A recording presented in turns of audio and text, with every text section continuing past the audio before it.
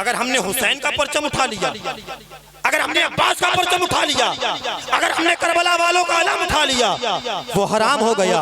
मैं पूछना चाहता हूँ, ये इल्म कहाँ से ला करके लाते हो? ये कौन सी किताबें पढ़ करके आते हो? ये पचकानी दलीलें, ये नाकिस दलीलें हमारे सामने नहीं चलेंगी। माँ ने दूध पिलाया है, मैदान में निकल करके आओ, मैदान में आकर के बात करो, फिर पता चलेगा कि मसलक पता चलेगा।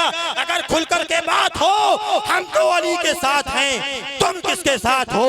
हम तो अली के साथ हैं, तुम किसके साथ हो? सम रब्बे कायनात की किसी माँ के लाल ने ऐसा मुफ्ती, ऐसा मौलवी पैदा नहीं किया है जो अगर हुसैन का कपड़ा हराम हो और उसके बाप के गुंबद का टोपी लगाना जायज हो जाए। हुसैन के नाम पर हरा कपड़ा हराम है, तुम अपने बाप के मजार का टोपी अपने सीने सर पर लगाओ, उसके रंग के जैसा तुम इमामा बांधो, वो जायज है। हुसैन के नाम पर हरा कपड़ा हराम है, वो वाह क्या बात है।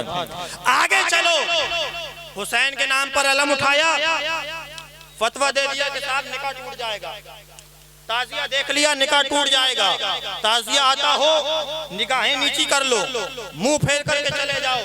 मैं आपसे पूछना चाहता हूँ, अवाम की अदालत में एक सवाल रखना चाहता हूँ, अपने दिलों पर हाथ रख करके कहना, बताओ चाहे आप ताजिया मनाते हो या न मनाते हो, जिस वक्त ताजिया देखते हो उस वक्त याद किसकी आती है?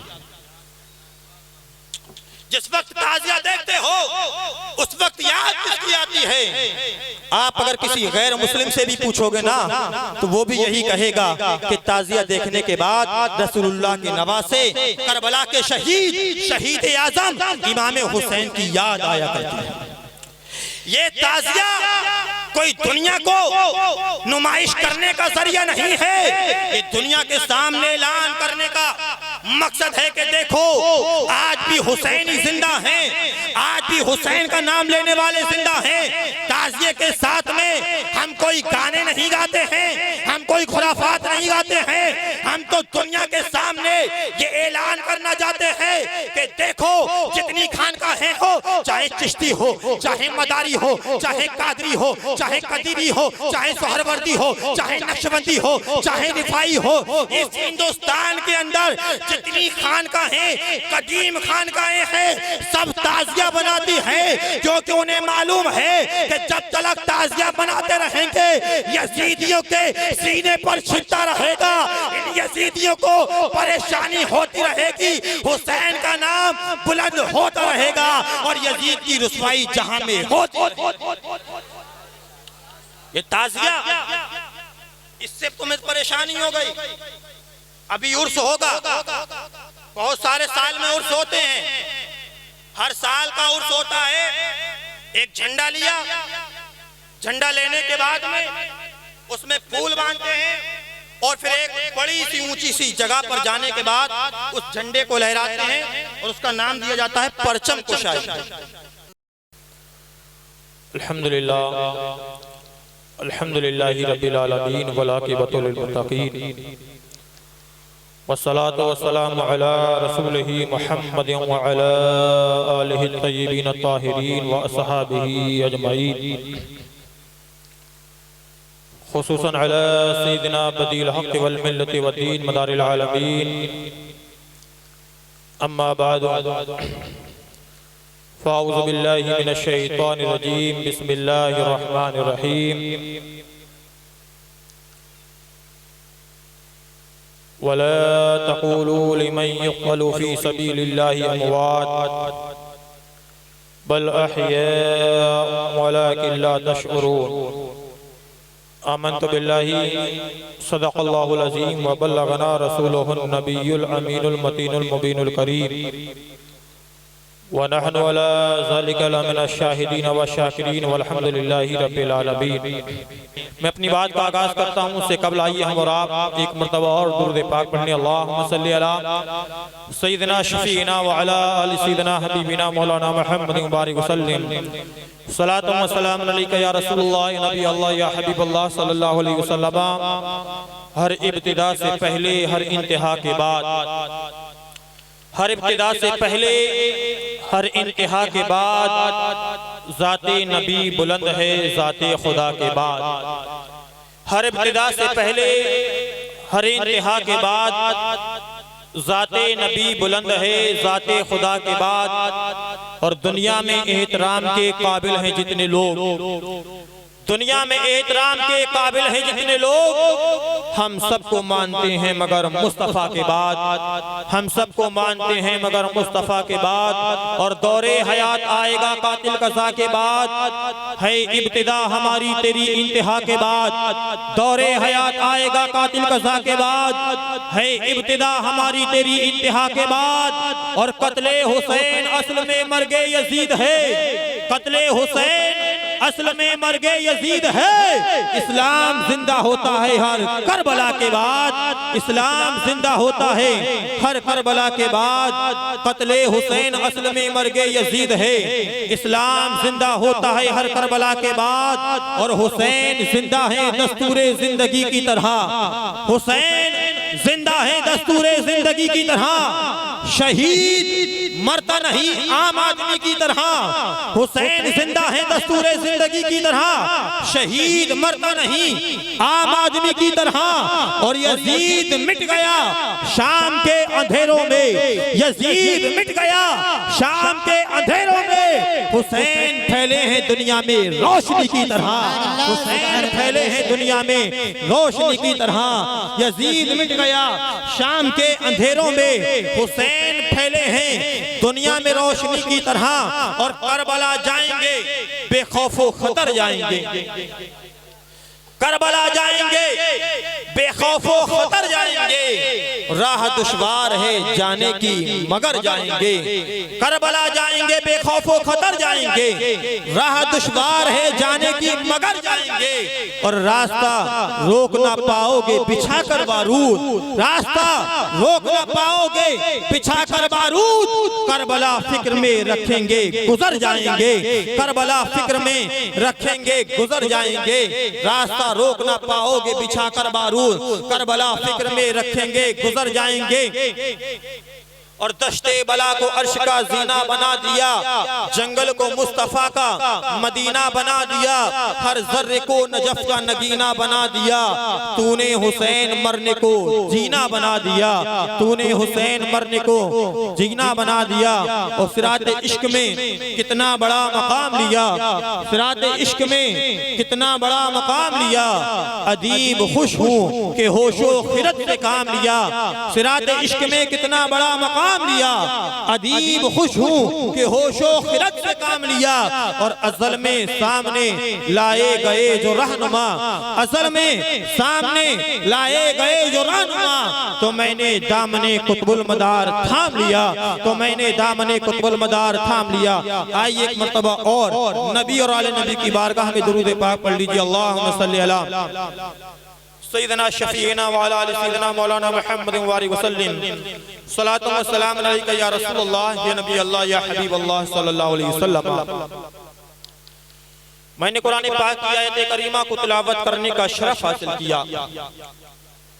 अल्लाह रब्बुल इज्जत परवरदिगार आलम ने कुरान मजीद में इरशाद फरमाया, वला तक़ूलू लिमन युक़्तलू फी सबीलिल्लाहि अमवात बल अहया वलाकिन ला तशउरून। कि जो लोग अल्लाह की राह में कत्ल कर दिए जाएं, जो लोग अल्लाह की राह में शहीद कर दिए जाएं, उन्हें मुर्दा ना कहो। अल्लाह फरमाता है बल अहया, बल्कि वो जिंदा हैं, वलाकिन ला तशउरून, उनकी जिंदगी ऐसी है कि तुम उनकी जिंदगी को समझ नहीं सकते, उनकी जिंदगी का तुम्हें शऊर नहीं है, समझने की सलाहियत नहीं है। हाज़रीन मजलिस, आज के इस दौर में कि जब तरक्की का दौर है, साइंस और टेक्नोलॉजी के इस तरक्की याफ्ता जमाने के अंदर दुनिया बड़ी तेजी के साथ आगे बढ़ रही है। और हमने और आपने देखा कि अभी चंद अय्याम कबल हमारे मुल्क हिंदुस्तान को एक अजीम कामयाबी हासिल हुई। हमारे यहाँ के साइंसदानों का कारनामा कि हमारे यहाँ का सैटेलाइट चांद पर पहुंच गया। इस तरक्की के जमाने में जहां हर कौम, हर समाज, हर फिक्र करने वाला आगे बढ़ रहा है, आगे की जानिब रवा दवा हो रहा है, लेकिन हाय अफसोस कौम मुस्लिम कौम का हाल वो बना करके रख दिया है कि जो मुसलमान पहले हर मैदान में अव्वल रहा करते थे, हर मैदान में आगे रहा करते थे, आज मुसलमानों को उनके दीन के मसाइल के अंदर, उनके समाज के मसाइल के अंदर, उनके घरेलू मसाइल के अंदर इस कदर से उलझा करके रख दिया है। नए नए फतवों ने आकर, नए नए फतवेबाजों ने आकर के, नए नए मौलवियों से आकर के, नए नए मुफ्तियों ने आकर के इस उम्मते मुस्लिमा के सामने तरक्की के रास्ते को बंद करने के बाद में फुरुआत के अंदर ऐसे फतवेबाजी की है, ऐसे फतवों के तीर चलाए हैं कि कौमे मुस्लिम का एक आम मुसलमान एक तजब्जुम में पड़ गया है, शको शुबा में पड़ गया है कि किस राह पर उसे जाना है, सच्चाई का रास्ता कौन सा है, तरक्की का रास्ता कौन सा है, अल्लाह का रास्ता कौन सा है, रसूल का रास्ता कौन सा है, कुरान का रास्ता कौन सा है, दीन का रास्ता कौन सा है। अल्लाह अकबर। एक आम मुसलमान परेशान है तो ऐ सुन्नी मुसलमानों जहां के रहने वाले हो, अपनी फिक्रों को गौर करो, किसी मौलवी के बहकावे में ना आओ, किसी मुफ्ती के बहकावे में ना आओ, किसी दुनियादार के पास में ना जाओ, उसकी बारगाह में चलते हैं जिसके सदके में रब कायनात ने जमीन को पैदा किया, आसमान को पैदा किया, चांद सूरज को बनाया है, जन्नत और रिजवान को बनाया है, हूरो गिलमान को बनाया है, जिन्नो इंसान को बनाया है, शजरो हजर को बनाया है, अर्जो फलक को बनाया है, जिन्नो बशर को बनाया है। मेरे रसूल की बारगाह में चलते हैं, मेरे आका की बारगाह में चलते हैं। या रसूल अल्लाह, फितनों का दौर आ गया है, फतवों का दौर आ गया है, मौलवियों का दौर आ गया है, मुफ्तियों का दौर आ गया है, हम परेशान हैं। या रसूल अल्लाह, हमारी रहनुमाई कौन करेगा? हम किसकी बात माने? हम फतवे पर अमल करें, हम तकरीर पर अमल करें, हम कौल पर अमल करें, हम फेल पर अमल करें? या रसूल अल्लाह, हर फिरका, हर गिरोह, हर समाज, हर तबका एक अलग रास्ता बता रहा है, एक अलग तरीका बता रहा है, एक अलग राह दिखा रहा है। या रसूल अल्लाह, समझ में कुछ नहीं आता, हमें जाना किधर है, हमारी रहनुमाई कौन करेगा, हमें सीधा रास्ता कौन बताएगा, हमें नेक राह पर कौन लेकर के आएगा? तो सुनो, मुस्तफा की हदीस कहती है, आका का फरमान कहता है, नबी का फरमान कहता है, मेरे आका ने आज से 1400 साल पहले आज के हालात की तशरीह करते हुए, आज के हालात को देखते हुए मुस्तफा जाने कायनात ने अरब की सरजमी पर खड़े होकर के बयान फरमा दिया कि ऐ लोगों, मैं तुम्हारे दरमियान में दो भारी वजनदार चीजें छोड़े जा रहा हूँ। वो भारी वजनदार चीजें ऐसी हैं, अगर तुमने उन्हें मजबूती से पकड़ लिया, अगर उनके दामन से वाबस्ता हो गए तो फतवे जितने आते रहे, तकरीरें जितनी आते रहे, मौलवी जितने आते रहे, मुफ्ती जितने आते रहे, तरक्कियां जितनी होती रहे, वो दो चीजें ऐसी हैं, अगर उनसे वाबस्ता हो गए, ना फतवे बहका सकते हैं, ना मौलवी बहका सकते हैं, ना तकरीरें बहका सकती है। मैंने अर्ज किया, या रसूल अल्लाह, वो दो चीजें कौन सी है? मुस्तफा की हदीस बताती है, नबी का फरमान बताता है, मेरे आका ने फरमाया, सुनो, एक तो मेरा कुरान है, मेरे कुरान को पढ़ते रहना, इस पर अमल करते रहना, और दूसरा मेरा खानदान है जो इन दोनों से मोहब्बत करता रहेगा, कयामत तक वो इंसान कभी भी गुमराह नहीं हो पाएगा। नारे तकबीर, नारे रिसालत, नारे हैदरी, नारे हैदरी, दमदार दमदार, मसलके इमामे आज़म, मसलके इमामे आज़म, मुफ्ती आसिफ साहब क़िबला, नारे तकबीर, नारे रिसालत। सरकार का फरमान आलीशान है कि कुरान, दूसरा मेरा खानदान। अल्लाह अकबर। कुरान आप पढ़ते हैं, कुरान मैं पढ़ता हूँ, कुरान उलमा पढ़ते हैं, कुरान तलबा पढ़ते हैं, कुरान सब पढ़ते हैं, लेकिन मसला खानदान पर आकर के रुक जाता है, मसला खानदान पर आकर के ठहर जाता है। क्यों? क्योंकि उलमा के मुफ्तियों ने ये तो बता दिया कि कुरान के अंदर हिदायत है, लेकिन अल्लाह के रसूल ने कुरान के साथ में जिसको दिया है, जो अता किया है, जो रसूलुल्लाह का खानदान है, जिससे मोहब्बत करने का हुक्म है, उस खानदान को छिपा लिया गया, उस खानदान को फरामोश कर दिया गया। वो रसूलुल्लाह का खानदान है। अब रसूलुल्लाह के खानदान में कौन है? अली मुर्तजा है, फातिमा तो ज़हरा है, इमाम हसन है, इमाम हुसैन है, इमाम ज़ैनुल आबिदीन है, इमाम अली अकबर है, इमाम अली असगर है, करबला वाले हैं, इमाम जाफर सादिक हैं, इमाम बाकर हैं। इनकी औलादें जब आगे बढ़ती हैं, ये नस्ल फैलती है, मुस्तफ़ा का गुलशन फैलता है, तो कभी बगदाद मोहल्ला की सरजमी पर कोई गौसे आज़म बनकर के चमकता है, कोई अजमेर मोहल्ला की सरजमी पर गरीब नवाज बनकर के चमकता है, तो कोई सबसे पहले हिंदुस्तान की सरजमी पर बहैसियत मुबल्लिग आकर के जो दुनिया को इस्लाम का पैगाम देता है, तो वो शख्सियत मदारुल आलमीन बनकर के चमकता है, जिंदा शाह मदार बनकर के चमकता है। रसूल फरमाते हैं मेरी औलाद से मोहब्बत करते रहना। याद रखना, जिसके पास में कुरान है, रसूलुल्लाह का खानदान है, वो कयामत तक कभी गुमराह नहीं हो सकता है। नीचे बात में चलेंगे, हम पहले चले हुसैन की बारगाह। क्यों? हमारा अकीदा ये है, हमारा जहन ये है, हम यहाँ सिर्फ जहन नहीं है, हक्कानियत ये है, हकीकत ये है कि आज अगर नमाजें हैं तो हुसैन का सदका है, अगर अजानें हो रही हैं हुसैन का सदका है, अगर आज मस्जिद के मीनारे सलामत हैं हुसैन का सदका है, अगर आज मदरसों में कुरान पढ़ा जा रहा है हुसैन का सदका है, अगर तुम्हारे सरों पर टोपियां हैं हुसैन का सदका है, चेहरों पर दाढ़ियां हैं हुसैन का सदका है, घरों में माँ बहनों की आबरू है हुसैन का सदका है। क्यों? करबला की सरजमीन है, करबला की सरजमीन पर इमाम हुसैन को मजबूर किया गया यजीद की बैत करने पर। हुसैन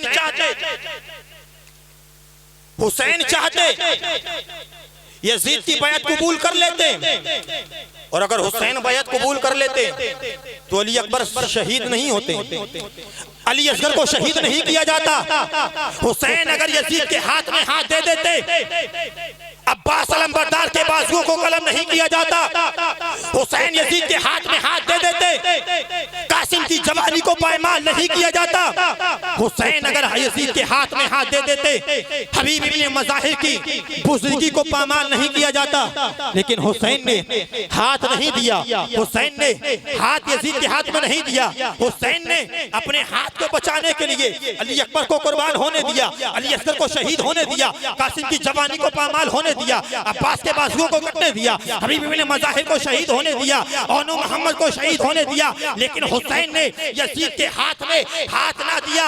इंतहा तो ये हो गई कि हुसैन करबला के मैदान में सर तो दे देते हैं लेकिन हाथ नहीं दिया करते हैं।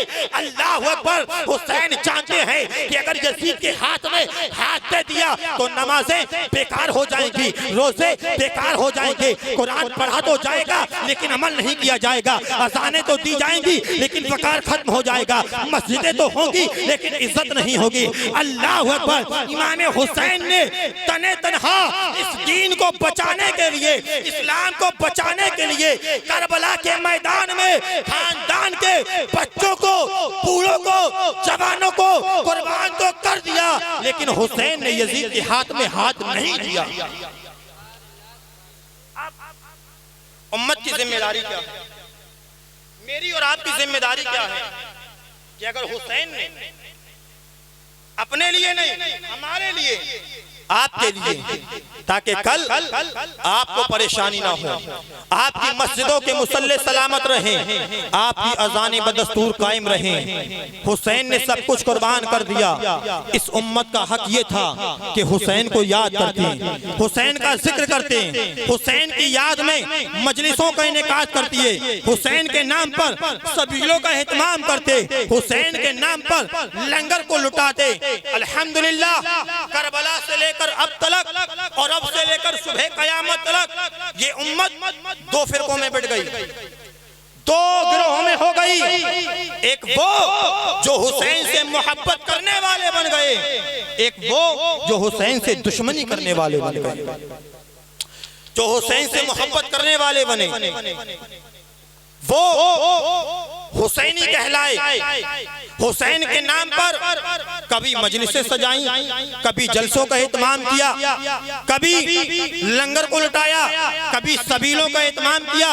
ये काम होता रहा। इस हिंदुस्तान की सरजमीन पर हुसैन की याद को और ज्यादा करने के लिए, मुसलमानों को एक जगह जमा करने के लिए यहाँ के लोगों ने, यहाँ के बुजुर्गों ने, यहाँ के औलिया ने एक तरीका निकाला कि करबला दूर है, हम करबला तो नहीं जा सकते, चलो ऐसा करते हैं, हुसैन का ताजिया बनाते हैं। ताजिए को बना करके हुसैन की याद मनाते हैं। ताजिए के पास बैठ करके हुसैन का जिक्र करेंगे, करबला को याद करेंगे, कभी अली अकबर की जवानी को बयान करेंगे, कभी अली असगर की शहादत को बयान करेंगे। ताजिए के पास में बैठ करके कभी कासिम को याद किया जाएगा, ताजिए के पास में बैठ करके कभी ओनो मोहम्मद की कुर्बानी को याद किया जाएगा, ताजिए के पास में बैठ करके कभी हजरत अब्बास अलमबरदार की शहादत को याद किया जाएगा।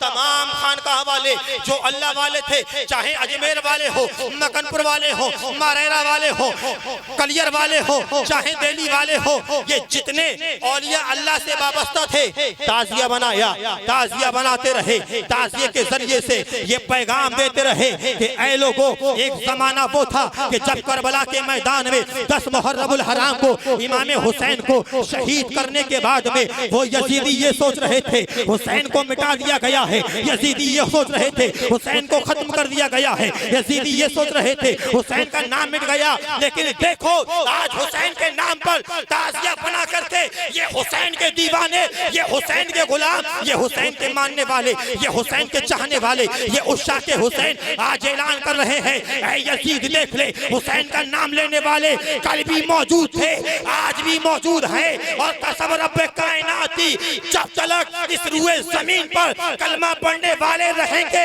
हुसैन का जिक्र होता रहेगा। कभी ताजिए बनाए जाएंगे, कभी अलम उठाए जाएंगे, कभी जलसे सजाए जाएंगे, कभी लंगर लुटाया जाएगा, कभी सगीर सजाई जाएगी। कसम रब्बे कायनाती ये दुनिया चाहे जितने फतवे लगा ले, लेकिन जिक्र हुसैन कल भी हो रहा था, आज भी हो रहा है, और जब तक ईमान वाले रहेंगे हुसैन का जिक्र होता।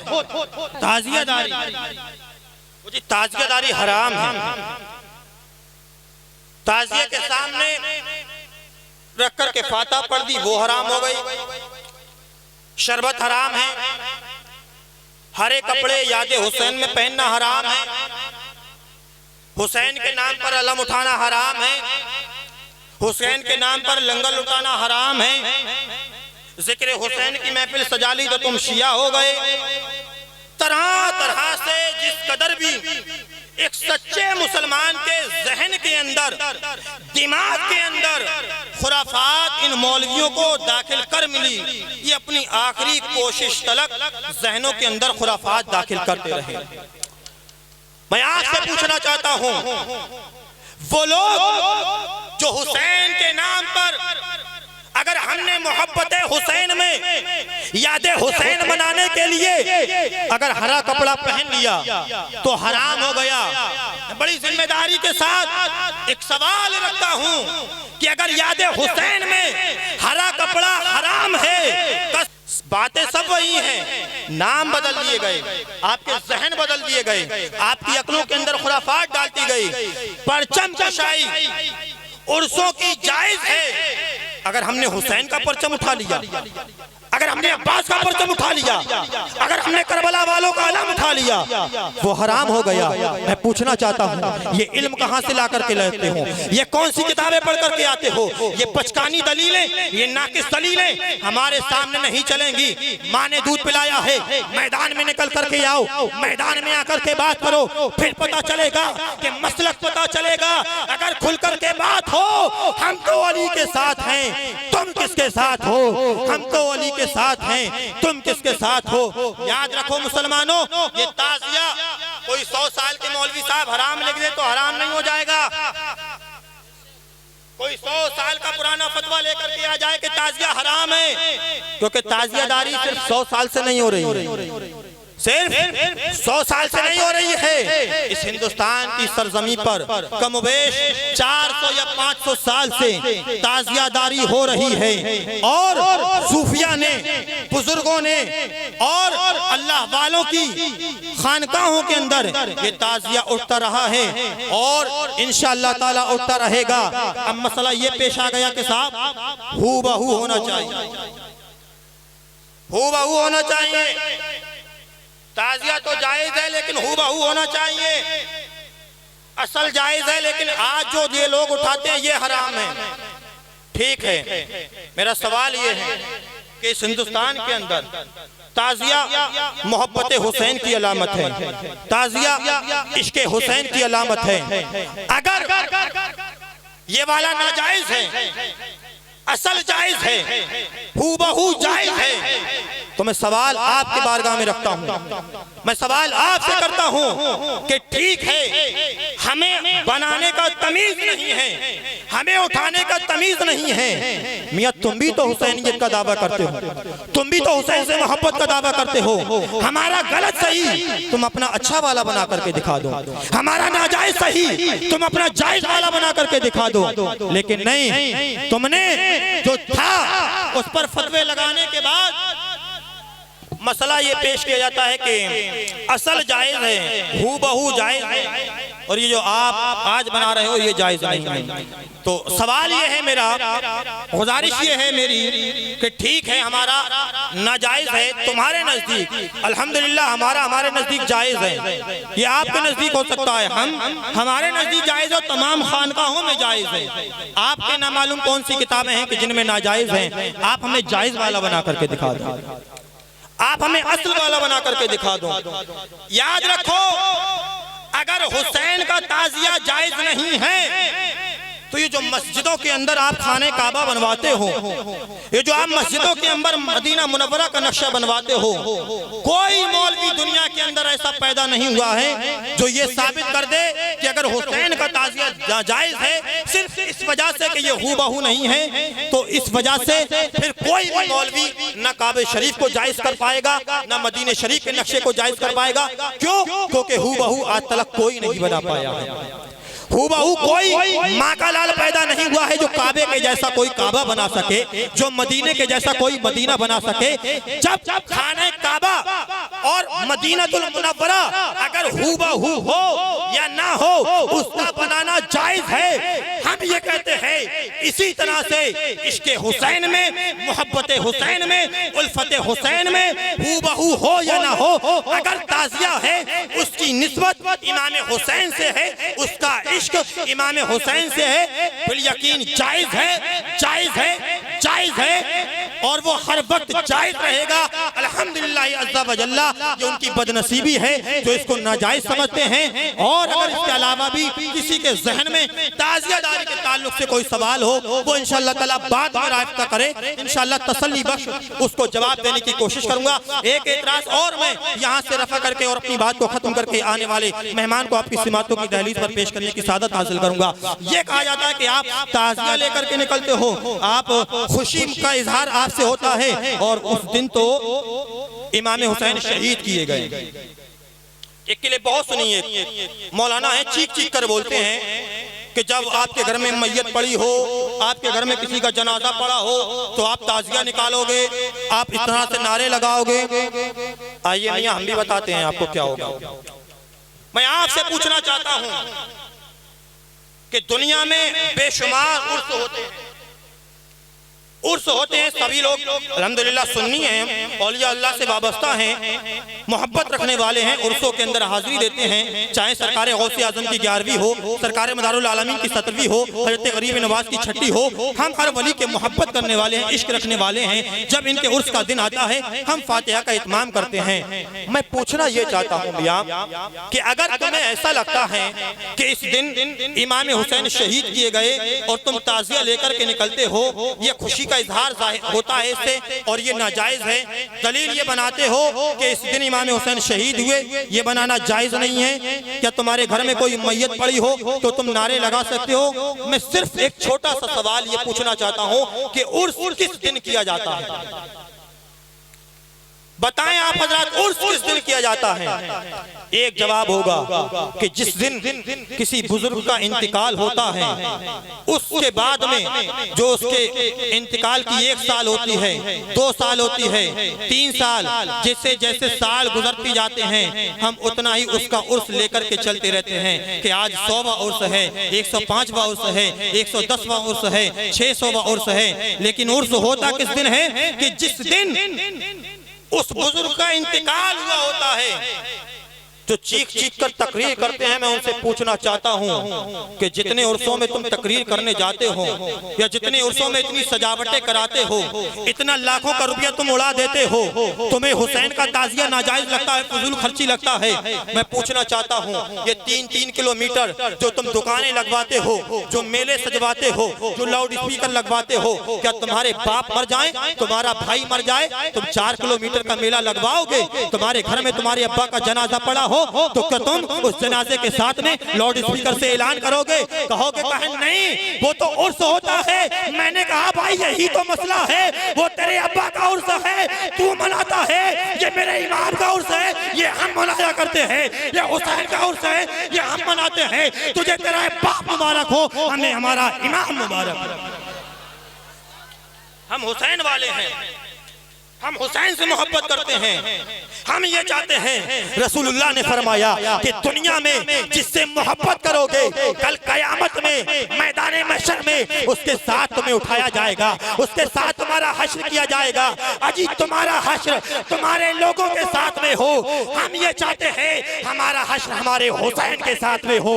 हमारा इमाम उठे तो हुसैन उठे, हमारा पीर उठे तो कोई अल्लाह का रसूल की औलाद से उठे। यही हमारी खुशनसीबी है। परवाह नहीं कुछ इसकी, दुनिया सितम आ रहा है, ये आस जो हो पूरी, हर जुल्म गवारा है। और फहरिस्त गुलामों की जब पेशे खुदा जाए, हुसैन ये फरमा दे हाँ ये भी हमारा है, हुसैन ये फरमा दे हाँ ये भी हमारा है। इंशाअल्लाह ताला फिर कभी मौका मिला मजीद गुफ्तगू करूंगा। अल्लाह ताला से दुआ करता हूँ, मैं इस्तगफार करता हूँ, मेरे कहने में आपके सुनने में कसदन सहवन जो गलतियाँ हो गई हो, रब्बे कायनात उन्हें अपने रहम करम से माफ फरमाए। आमीन। अस्तगफिरुल्लाह रब्बी मिन कुल्लि ज़ंबिन व अतूबु इलैहि। हक ला इलाहा इल्लल्लाहु मुहम्मदुर रसूलुल्लाह।